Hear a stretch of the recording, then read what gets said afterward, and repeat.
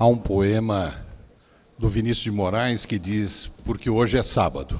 Então, exatamente porque hoje é sábado, eu vou falar pouquinho, né, para a gente encerrar e aproveitar o restante do dia pensando em tudo que vocês ouviram aqui durante esse evento, que foi realmente extraordinário. Cumprimento os meus companheiros da Comissão de Direitos Humanos da OAB.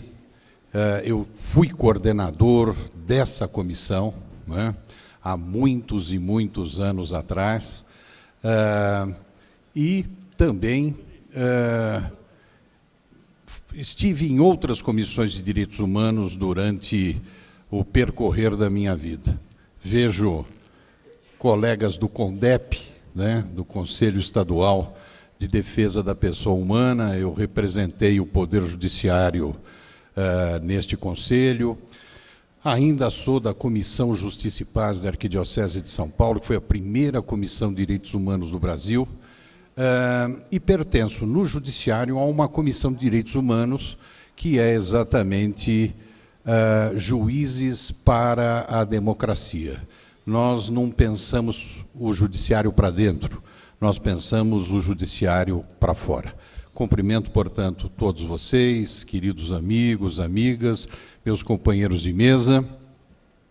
E rapidamente eu lembro que o homem cortou a cabeça do rei no século XVIII para ser livre, mas não conseguiu ser livre, não é? Logo ele caiu nas malhas do capital, logo ele se viu prisioneiro na Revolução Industrial, onde ele era obrigado a trabalhar 7 dias por semana, 16 horas por dia. Ele, a mulher dele grávida, os pais idosos e os seus filhos pequenos. Daí o homem quis ser igual. Daí se pensou na igualdade nas primeiras movimentações proletárias.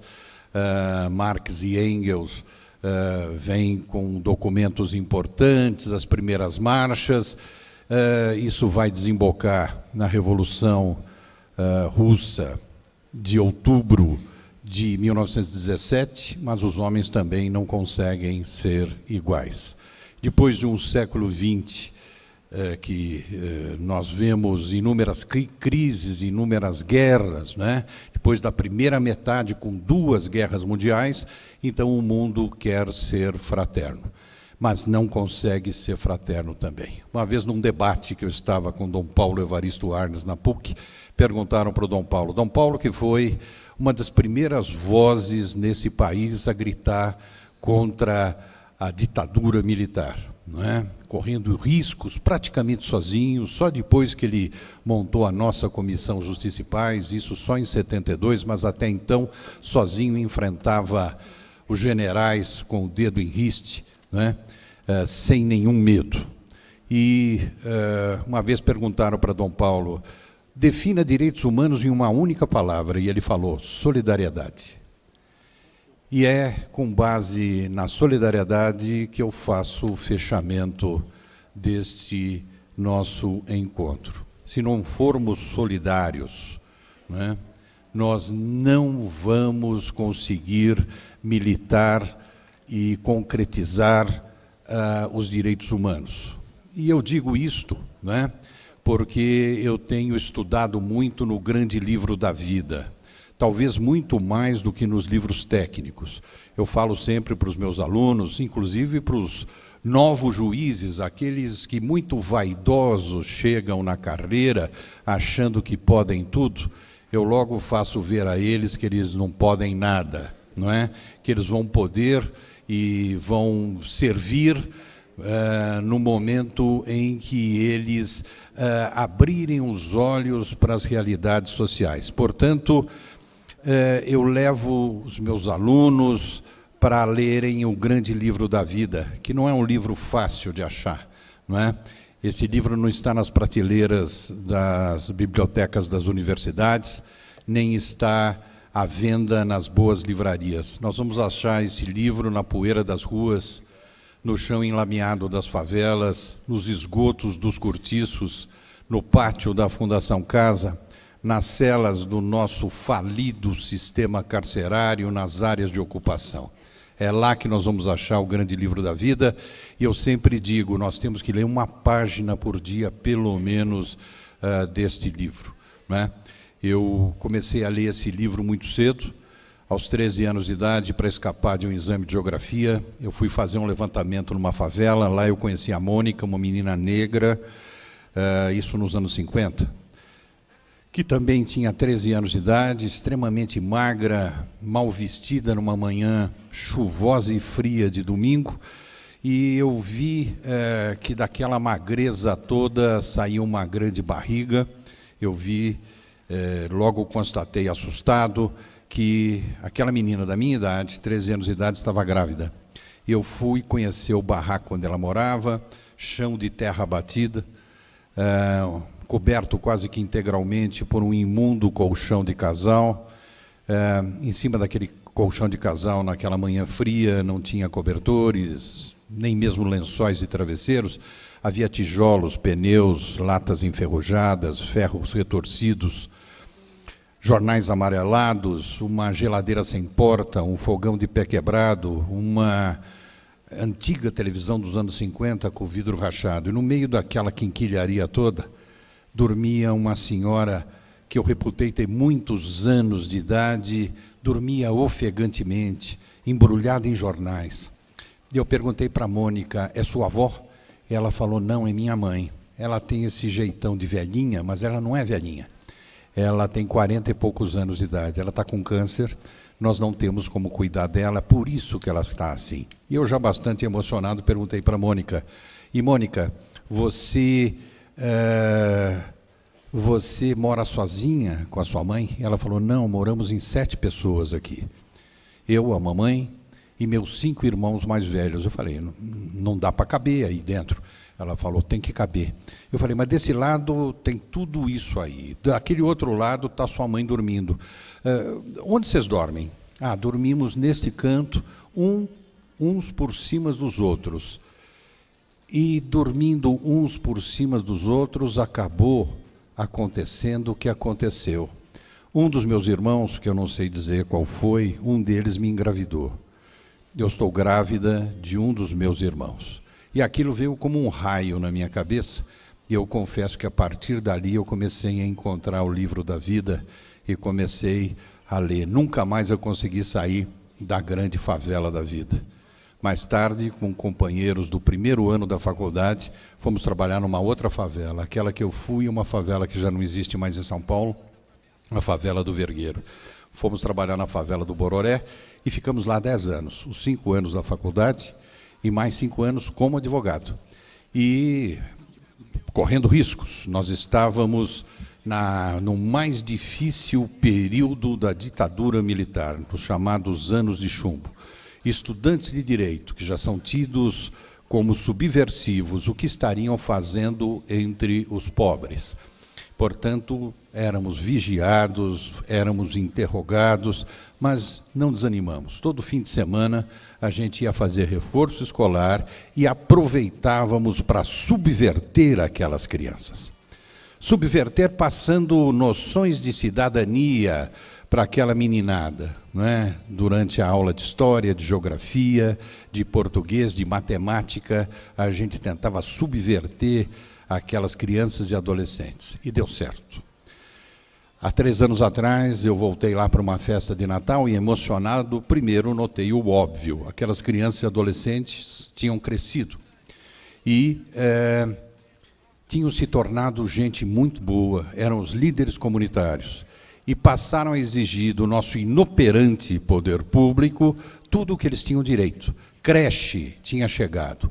Nós realizamos agora no Tribunal de Justiça, há pouco tempo atrás, a primeira audiência pública da história do Judiciário, para exatamente discutirmos a questão creche. Nós não temos creche na cidade de São Paulo. Isso é um absurdo, né? É um absurdo que inúmeros pais deixem as crianças sozinhas em casa para poderem ir trabalhar e, no final do dia, trazer arroz com feijão. Então, nós estamos cuidando desse assunto pessoalmente né? O judiciário enfiando o dedo nessa ferida, exigindo que essa situação se solucione. Se não se solucionar, estamos num período de tentativa de conciliação, a decisão virá, né? A decisão nessa ação civil pública virá. Mas aqueles meninos e meninas que cresceram e eram os líderes comunitários, trouxeram creche para o lado da favela do Bororé, trouxeram escola pública, trouxeram um ponto de ônibus, trouxeram ambulatório médico. As ruas estavam urbanizadas, aquele asqueroso esgoto, rio de esgoto que cortava a favela do Bororé tinha sido tapado. E apesar da pobreza que continuava a mesma, havia harmonia. E o traficante não havia chegado. Então, eis aí a mostra de como evitar a grande criminalidade. Politizar o povo, fazer com que o povo impeça a entrada do crime organizado. Porque se o criminoso, o traficante, entrar, ele não sai mais. Essa coisa de, opa, que bacana, olha lá o Capitão Nascimento, o BOPE entrou, tirou, mas vai voltar, e vai voltar nos braços do povo, porque eles são sedutores, né? Eu percorro nos domingos pela manhã com os meus alunos esses lugares todos que eu entendo que eles precisam conhecer. E muitas vezes eu vou para favelas. Eu posso garantir para vocês que mais de 90% dos locais empobrecidos da nossa cidade estão tomados pelo crime organizado. Na Vila Brasilândia, eu subo o morro com a permissão do traficante, não é? Enfim, lá o traficante não chegou. Coisa realmente fantástica. Depois desse período de 10 anos, ainda como advogado, nos anos 70 e metade dos anos 80, eu fui trabalhar nas ruas de São Paulo com crianças e adolescentes. Nas ruas conheci gente muito interessante. Descobri logo de cara que nem todo mundo que estava nas ruas por pobreza, né? Grande parte, sim. Mas muitos foram para as ruas em virtude de alcoolismo, de drogadição e de tristeza. Logo de cara, encontrei um piloto, um comandante de aviação da antiga Panamérica, que estava nas ruas porque enterrou seu filho de 5 anos de idade, o menininho morreu de câncer, e ele não teve mais coragem de voltar para casa depois do enterro, foi para as ruas. Conversei muito com esse rapaz. Encontrei um professor húngaro que falava, além do português, 8 idiomas. Falava sobre física, química, biologia, matemática, filosofia, literatura. Um homem de uma cultura fantástica. Falava sobre tudo, só não gostava de falar sobre a família que ele tinha deixado no Paraná, né? E cada vez que eu insistia, ele ficava bravo comigo. Com ele eu treinava o meu latim, que eu tinha aprendido no colégio, sentado na calçada, eu treinava latim com esse homem, extraordinário. E tive a tristeza de encontrar um colega meu de turma, que se formou comigo. Recebemos a carteira da OAB no mesmo dia, se tornou um grande advogado e, de repente, estourou-lhe uma esquizofrenia. Ele começou a ouvir vozes e foi para as ruas. O Silvio. E a família já tinha tentado várias vezes retirá-lo das ruas, ele não saía. Nós, colegas de turma dele, tentamos, não conseguimos, e ainda de quebra eu tive a tristeza de reconhecer o corpo do Silvio, que escolheu a porta na nossa faculdade para morrer. Numa noite fria e chuvosa, ele já estava muito combalido, estava muito magro, com pneumonia nos 2 pulmões, ele deitou ali na porta da nossa faculdade, no Largo de São Francisco, e morreu. E eu fui chamado para reconhecer o corpo dele, porque o único documento que o Silvio tinha era um cartão que eu tinha deixado com ele. Conheci crianças que me marcaram profundamente. O Felipe foi o primeiro deles, um menino de 11 anos que já tinha matado aos 9 anos. E quando a gente fala matou aos 9, um garoto desse tem que ser extirpado imediatamente da sociedade. Mas é bom que a gente, antes de ter pensamentos tão radicais, a gente converse um bocadinho com eles, né? Eu cheguei para o Felipe, falei, Felipe, você tem 11 anos? Tenho, tio, tenho 11 anos. É verdade que você já andou matando por aí? Ele ficou meio sem jeito e falou: é verdade, tio. Mas eu quero dizer para você que eu não sou um matador, hein?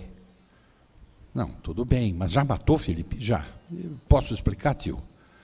Claro, me conta, como é que foi? Eu, na favela onde eu morava, eu era todos os dias violentado sexualmente por um grupo de meninos maiores e mais velhos. Todos os dias. Até que um dia eu falei: chega. Peguei um caco de vidro e fiquei aguardando a molecada chegar. Quando eles chegaram, eu pulei no pescoço do líder e cortei o pescoço dele com o caco de vidro. Ele morreu e eu fui jurado de morte. Eu falei: a sua situação vai ser resolvida. Sabe por quê? Porque eu vou lá na comunidade, eu vou falar com os seus pais, vamos mudar os seus pais de local e você vai poder voltar a conviver com a sua família. Daí eu vi que ele estava me olhando com uma cara estranha e ele falou: mas tio, minha família está aqui. Eu falei: não, aqui só estou vendo outras crianças de rua, não é? Ele falou: não, aqui está a minha família. Está vendo aquelas duas meninas? Era uma menina de 8 e outra de 9. Essas duas meninas são as minhas mulheres. E esses meninos são os meus irmãos, não é? Esta é a minha família. Já que esta é a sua família, Felipe, eu aceito essa sua família e vou começar a trabalhar com você aqui mesmo. Porque eu não quero sair daqui, aqui é o meu reino, aqui eu sou livre, né? A minha família de lá não existe, meu pai eu nunca conheci. E minha mãe, ela tinha um monte de namorados, um monte de tios, todo dia tinha um tio diferente lá em casa. E eu era um azarado, tio. Cada vez eu entrava sempre no nosso barraco na hora errada, quando ela estava namorando com os tios. E depois que o tio ia embora, o pau comia, ela me dava muita surra. Então eu não posso chamar essa mulher de mãe. Então minha família está aqui. E, portanto, fui trabalhando com o Felipe nas ruas, dos 11 até os 14 anos de idade, quando o Felipe tomou um tiro no meio da testa e morreu, do lado do chafariz da Praça da Sé, que era o lugar predileto dele, onde ele se banhava todos os dias.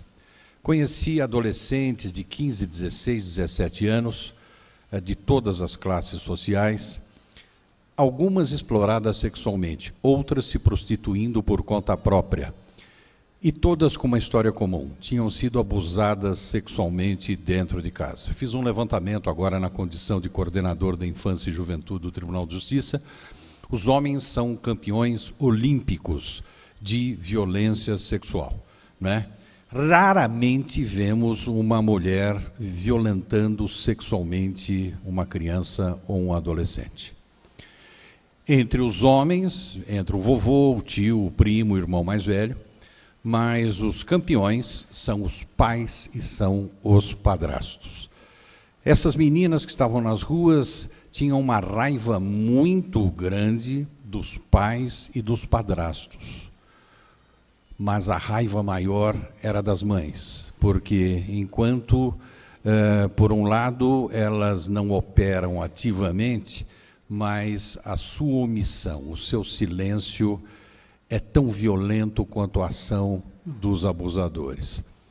As mulheres, muitas e muitas vezes, se calam diante dessa violência sofrida pelas crianças, pelos adolescentes, por medo de perderem o afeto dos homens, por medo de perderem segurança financeira, por medo fisicamente do homem, não é? Ele vai preso e depois, quando sair, como é que vai ser da nossa vida, não é? E por medo do escândalo. Se eu botar a boca no trombone, os parentes todos vão saber, a família vai saber e a comunidade toda, a vizinhança vai saber. Eu não falo nada, é um horror. Aquela moça muito humilde, há 2 meses atrás, um pouco mais talvez, me disse: não, doutor, a culpa do que aconteceu não foi do meu companheiro, não, foi daquela diabinha, estou abrindo um parênteses, diabinha, filha dela, de 10 anos de idade, fechei o parênteses. A culpa é daquela diabinha que fica passando de calcinha na frente do meu companheiro. E o senhor sabe, né, doutor? Homem é homem, né? Homem é homem, né? Muito bem, e conheci nas ruas um dos meus melhores amigos, um menino que eu adotei afetivamente. Eu fui talvez o primeiro no Brasil, na minha dissertação de mestrado, a falar da família formada pelo afeto e seus efeitos jurídicos, né? E eu disputando com a Maria Berenice Dias, minha querida amiga lá do Rio Grande do Sul. E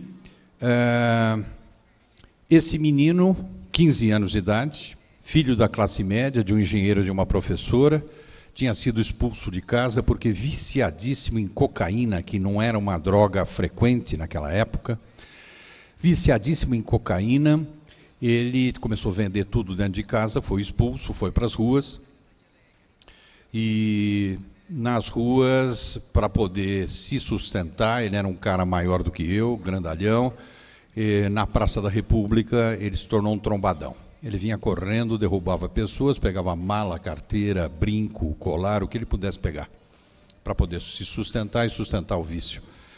E eu fui me aproximando daquele garoto, fui me aproximando. Naquela época, eu ia 3 vezes por semana para a rua à noite, segunda, quarta e sexta. Fui me aproximando, e um belo dia tive uma ideia muito louca. Vou convidar esse garoto para trabalhar no meu escritório de advocacia. Convidei e ele aceitou. E eu quase fui linchado no meu escritório. Meus sócios queriam me atirar pela janela, as secretárias fizeram passeata lá dentro do escritório.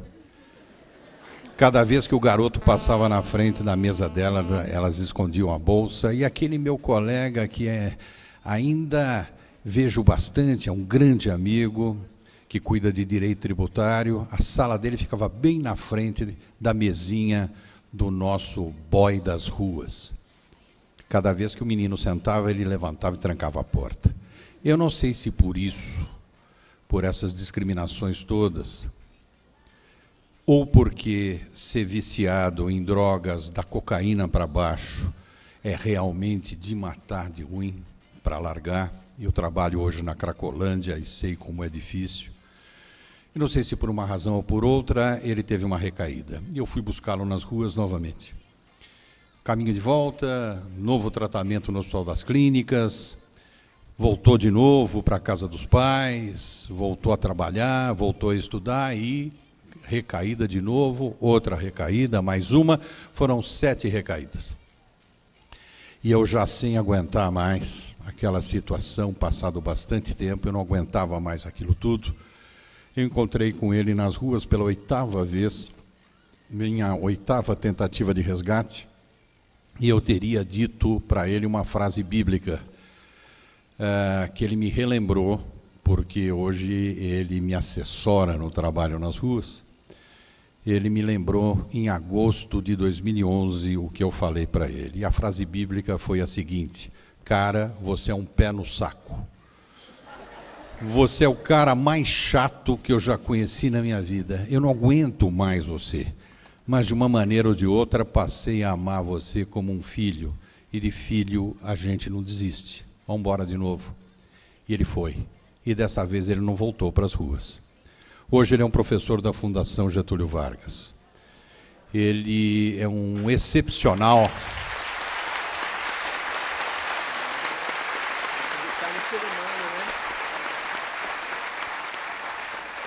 As palmas são para ele, não para mim. É um excepcional administrador hospitalar, era administrador de um grande hospital aqui em São Paulo, foi transferido para o Rio de Janeiro, na FGV de lá, e desenvolvia já aqui em São Paulo, e agora desenvolve lá no Rio de Janeiro, um trabalho fantástico com crianças e adolescentes em drogadição. E foi ele que me telefonou em agosto de 2011 para dizer o seguinte: papai, ele me chama de pai, papai, vai acontecer aí em São Paulo a mesma coisa que está acontecendo aqui no Rio de Janeiro. Estão internando compulsoriamente em massa o pessoal da drogadição aqui, hein? Fica atento aí. Falei, vou ficar atento. E eu tive uma ideia de advogado, né? Meu coração continua de advogado e essas ideias só um advogado pode ter. Eu falei, se eu levar o judiciário para a rua, com advogados, com promotores, com defensores, com psicólogos, com assistentes sociais, com pediatras. Passei pelo Conselho Regional de Medicina, falaram quantos você quiser voluntariamente te acompanharão. Pediatras, psiquiatras, clínicos gerais, neurologistas. O que eu vou fazer? Audiências concentradas em plena rua. Vamos sentar em caixotes de bacalhau no meio da Cracolândia, tirar a gravata, laptop no colo e vou começar a ouvir a criançada, as crianças e adolescentes, num verdadeiro círculo restaurativo. Isso vai dar certo. E durante 6 meses eu frequentei as ruas da Cracolândia diariamente. Quando eu não ia de manhã, eu ia à tarde, quando eu não ia à tarde, eu ia à noite, e muitas vezes eu fui de madrugada. Vi crianças de 5, 6, 7 anos com o cachimbinho na mão, adolescentes grávidas na Cracolândia e grávidas da Cracolândia. Isso é um problema gravíssimo que está acontecendo. Nós precisamos deter, evidentemente convencendo essa meninada da Cracolândia para que usem camisinha, pelo amor de Deus.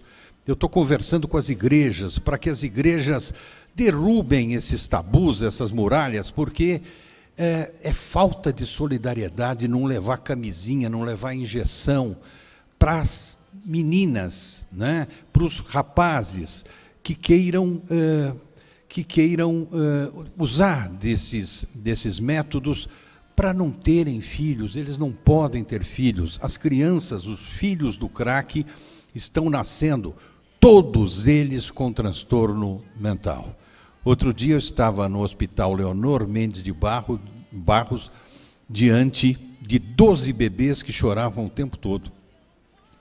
E lá comigo estava um neuropediatra. Eu falei, doutor, eles estão chorando por causa do tal transtorno mental, né? Que o senhor disse que todos eles nascem com transtorno mental.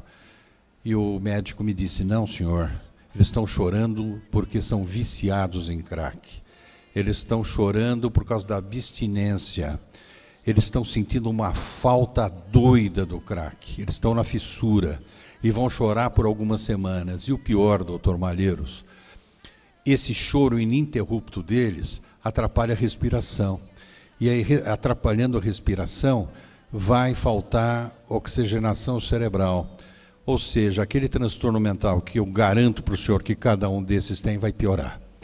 Vai piorar, e essas crianças que já foram deixadas pelas mães na maternidade dificilmente serão adotadas. Graças à OAB e às campanhas que a gente tem feito, mas a OAB é campeã nisso, né, por sua comissão extraordinária, comissão de adoção, os brancos estão com mais frequência adotando os negros. Que bom. As pessoas estão adotando crianças mais velhas. Que bom. As pessoas estão adotando grupos de irmãos. Que bom, coisa boa. As pessoas estão adotando crianças com deficiência física. Outro dia, uma semana atrás, 10 dias, eu conduzi uma adoção, estava perto de toda essa movimentação, super animado, de um menino que não tinha braços. Foi amorosamente adotado. Mas quando chega na deficiência mental, puxa-se um freio de mão, ninguém quer. Ou seja, estamos condenando essas crianças a permanecerem para sempre em locais de abrigamento. Vi idosos na Cracolândia, é um outro problema, é uma outra questão que a gente tem que abordar. A gente pensa sempre nas crianças novinhas e esquece das crianças, um pouquinho mais velhas. A gente esquece muito dos idosos. São ainda inúmeros locais onde idosos são abandonados por seus familiares, e locais muito ruins. A gente precisa ficar atento a isso. Eu me recordo, quando eu era coordenador da Comissão de Direitos Humanos, e éramos poucos, naquela época a Comissão de Direitos Humanos era composta por 5, 6, 7 pessoas. Nós fomos dar uma batida de inopino, né? Com o pé na porta, nós entramos num asilo de idosos e pegamos idosos deitados no meio de fezes, uma coisa pavorosa, um verdadeiro campo de concentração que eu nunca mais esqueci. Enfim, encontrei gente de todas as classes sociais na Cracolândia. Gente da classe média. O Eduardo, corretor de seguros, para quem eu perguntei. Mas, Eduardo, pelo menos você tem documento? Ah, Malheiros, documentos eu não tenho mais a identidade. Aquela senhora que mora aqui nos Jardins, aqui do lado, família, morava. Família dela mora num apartamento triplex, numa das ruas dos Jardins aqui do lado. Esta mulher saiu numa madrugada, eu não aguentava mais, 2h30 da manhã, estava cansado, exausto. Eu falei, vou embora, minha equipe toda já tinha ido embora, eu falei, agora eu vou também, vou descansar um pouco.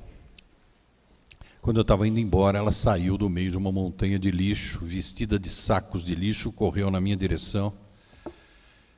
E quando eu vi correndo na minha direção, eu olhei aquilo, 2h30 da manhã, exaustão, eu falei, tenho duas alternativas. Ou eu corro dela, ou eu fico. Eu acho que eu vim aqui para ficar, né?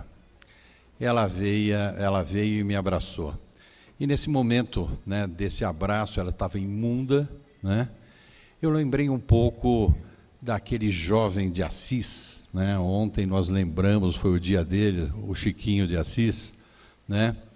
Que lá no século XIII, ele era um cara de família refinadíssima, e quando ele começou a se dedicar aos pobres, ele tinha uma aflição, né? Ele tinha a aflição dos leprosos.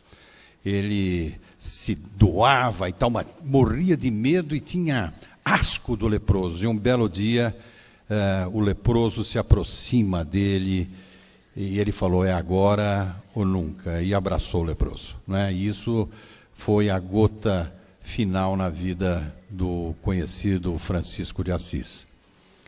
E eu abracei aquela mulher.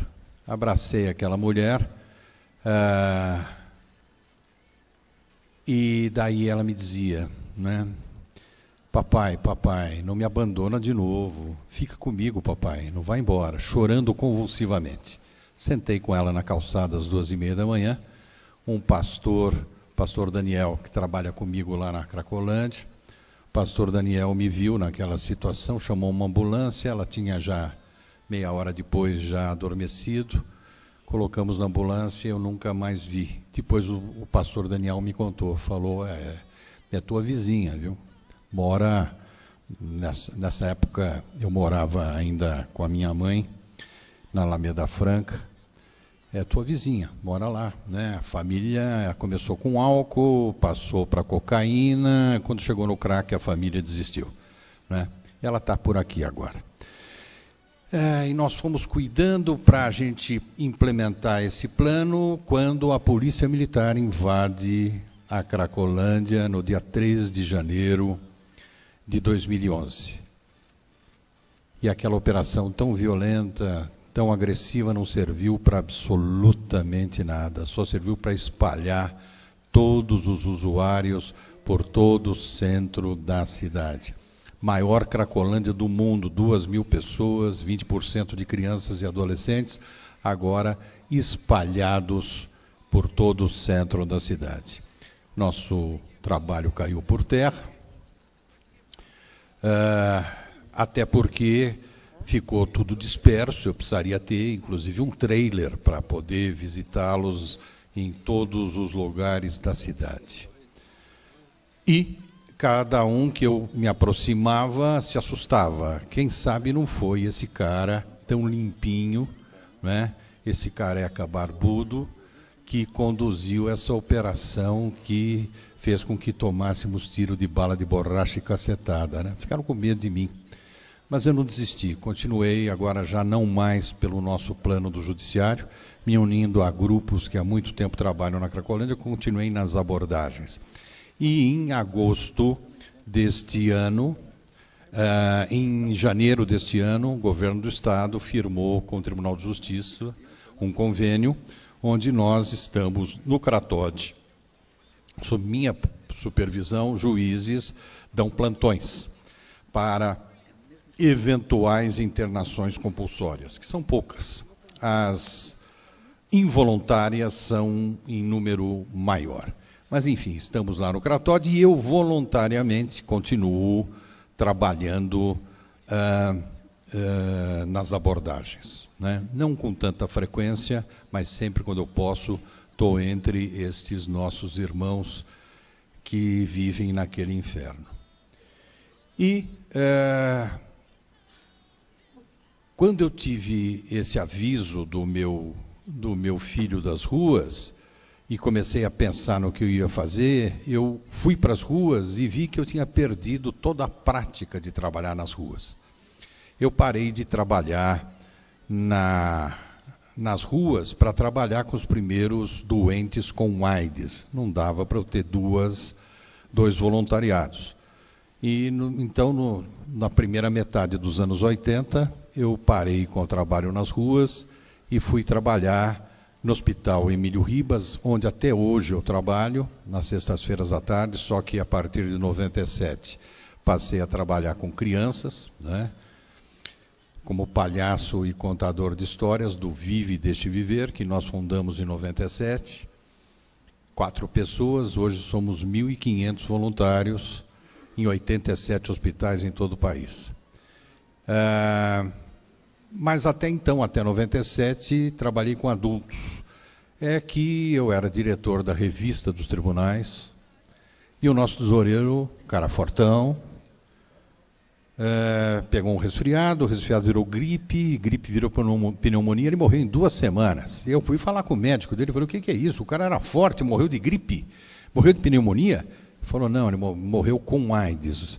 A tal da AIDS tira toda a resistência e a pessoa morre de gripe, morre de sarampo, de catapora. Eu falei, mas pô, o que é isso? Pois é, uma coisa horrível que está chegando no mundo aí.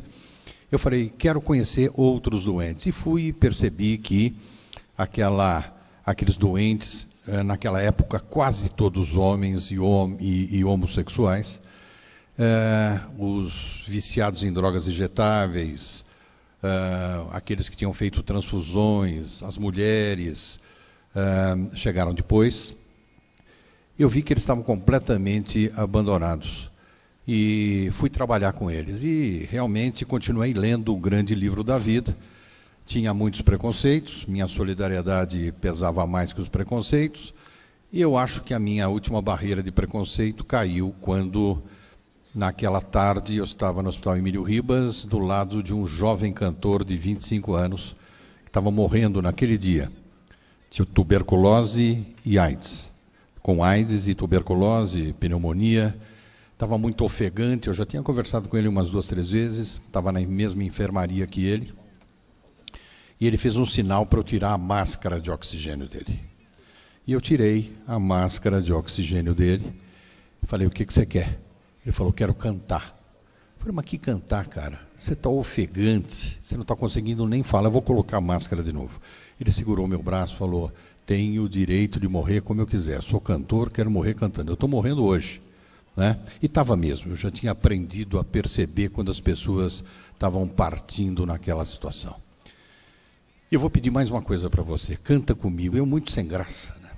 Muito sem graça, sentei do lado dele e comecei a cantar com ele. Mas logo percebi uma ótima razão para eu parar de cantar, porque uma mulher que estava na porta chorava, mas não entrava na enfermaria. Eu falei, bom, deixa eu ver o que aquela mulher tem. Fui falar com ela e perguntei, a senhora está precisando de alguma coisa? Posso lhe ajudar? Ninguém pode me ajudar, moço. Em primeiro lugar, eu estou chorando porque eu estou emocionada de perceber que o senhor, que não é da nossa família, está com ele enquanto nós não estamos. Eu falei, mas a senhora é da família dele? Sim, eu sou a mãe dele. Eu falei, dona, não perca tempo. Passa por aquele balcão, pega as mesmas roupas que eu estou usando, avental, touquinha, máscara, luva, entra e fica do lado dele, porque eu vou lhe dar uma notícia muito ruim, ele está morrendo hoje. E ela, chorando muito, falou, eu sei que está morrendo hoje. Eu acabei de falar com o médico de plantão, ele falou que de hoje não escapa. Falei, pois é, então não perca tempo, eu saio e a senhora entra. E ela falou, eu não vou entrar. Deixa eu lhe fazer um comentário. Meu Deus, como ele está feio. Eu falei, a AIDS arrebenta mesmo desse jeito, né? Rapidamente. As pessoas perdem dente, cabelo, ficam com essas manchas negras, né? manchas pretas, né, sarcomas de Kaposi. Pois é, eu não via há 10 anos. Falei, como? Ele tem 25 anos, só não via desde os 15? Aos 15 anos eu expulsei de casa por ele ser um homossexual. E a partir daí não o vi mais, não é? Meu Deus, como ele está feio. Eu falei, tudo bem, então agora é a hora do grande reencontro. Entra e abraça teu filho. E ela falou, não vou entrar, não posso perdoá-lo. Eu tentando demovê-la daquela situação tão dura. Passa por mim um cara alto, forte, de terno e gravata. Vi que ele estava de terno e gravata debaixo do avental, com máscara e tudo mais. Quando chega perto daquele jovem doente, ele tira a própria máscara, dá um beijo na testa cheia de feridas do doente e com muito cuidado, porque era um homem muito forte e o doente estava esquelético, ele dá um abraço com muita ternura naquele doente. Senta do lado dele, pega na mão dele e começa a cantar a mesma música que eu estava cantando com ele. E pouco tempo depois, aquele doente morre. E morre com um lindo sorriso nos lábios. Ele que estava tão feio ficou bonito com aquele sorriso na hora da morte. A sala estava em penumbra e a sala eu tive até a impressão que se iluminou com aquele sorriso dele. E daí, na minha cabeça de machão latino-americano, caiu uma ficha. Eu olhei para aqueles jovens parceiros homoafetivos e falei, meu Deus, eu não tinha percebido. Isto é uma família. E olhei para a mãe que chorava na porta, mas não entrava e disse, isto não é uma família. E foi aí que eu comecei a desenhar a minha dissertação de mestrado, que soltei anos depois na PUC, falando da timidez do legislador constituinte ao definir família, e a família formada pelo afeto. Portanto, saí das ruas e quando quis voltar, eu vi que o cenário tinha mudado, os atores eram outros, falei, preciso de ajuda. E liguei para o meu filho, do Rio de Janeiro, meu filho das ruas, o professor da GV, e falei, cara, me ajuda, estou perdido aqui, mudou tudo. Ele falou, estou indo. Pediu licença um mês lá na GV e veio me ajudar. E, gente, pensei em desistir logo de cara desse novo trabalho. Porque logo na primeira noite, quando eu estava com meu filho nas ruas, meu filho das ruas nas ruas, eu topei com um menino que não tinha 10 anos de idade, estava de 4 no chão. Imundo, com o corpo cheio de feridas. A primeira coisa que se ganha ao morar na rua é doença de pele. Estava ofegante. Primeira coisa, o primeiro presente que o crack dá é bronquite asmática.